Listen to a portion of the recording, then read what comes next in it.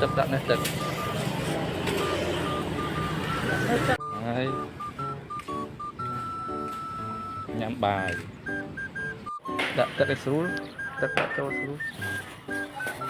បើកមើលសិនមើលគីឡូមានប្រអប់ខ្លះវាអត់ដូចគ្នាបងមើលប៉ាមើលបំរៀនណាអ្នកគ្រូបរៀននេះយកចិត្តទុកដាក់ស្ដាប់អ្នកគ្រូហើយពេលទៅផ្ទះវិញអានសភៅបន្ថែមមកគាត់ណា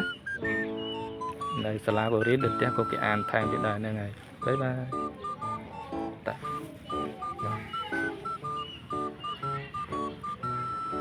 ដល់សាលាឲ្យបងប្អូនអើយបងប្អូនព្រឹកឡើងបាទផ្លូវ51ហ្នឹងហើយនេះតបោរោងចក្រភីវហ្នឹងបងប្អូនតំបន់រោងតំបន់ឧស្សាហកម្មហ្នឹងហើយបាទ 7G បាទហ្នឹងហើយ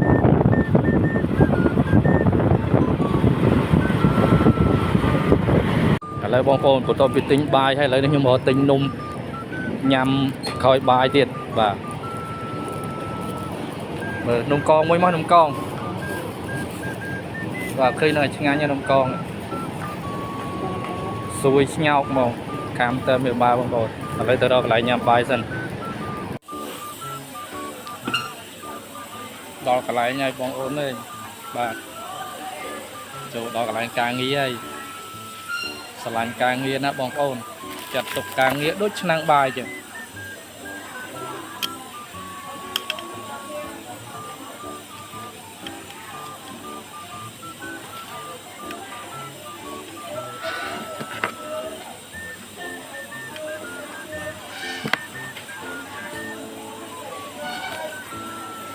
អានេះកណាត់នេះកណាត់គេក្របម៉ាស៊ីនណាបងប្អូនបាទកន្លែងការងារខ្ញុំពេលចប់ម៉ោងធ្វើការ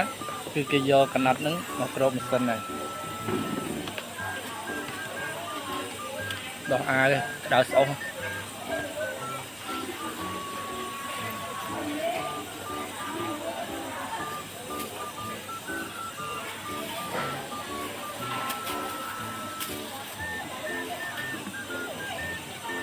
អានេះមួកបងប្អូនមួកបាទក្រុមហ៊ុនគេឲ្យយើងពាក់មួកហ្នឹងអនាម័យបាទកុំឲ្យមានសក់អីជ្រុះចូល